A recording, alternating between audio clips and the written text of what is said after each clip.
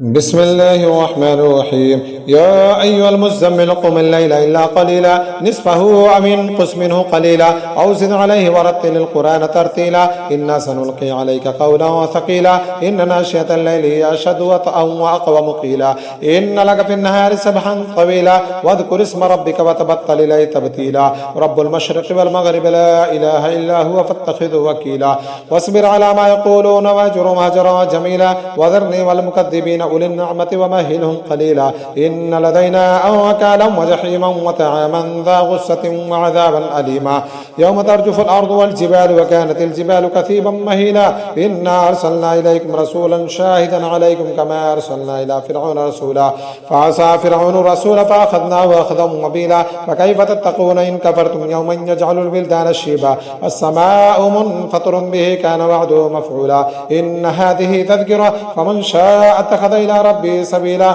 إن ربك يعلم أنك تقوم أدنى منه وثلث الليل ونصفه وثلثه وطائفة من الذين معك والله يقدر الليل والنهار علم أن لا تحصوا فتاب عليكم فاقرؤوا ما تيسر من القرآن علم أن سيكون منكم مرضى وآخرون يضربون يبتغون من فضل الله وآخرون يضربون في الأرض يبتغون من فضل الله وآخرون يقاتلون في سبيل الله فاقرؤوا ما تيسر منه وأقيموا الصلاة وآتوا الزكاة وأقرضوا الله قرضا حسنا وما تقدموا لأنفسكم من خير وتجدوه عند الله وخيرا وأعظم أجرا واستغفروا الله إن الله غفور رحيم.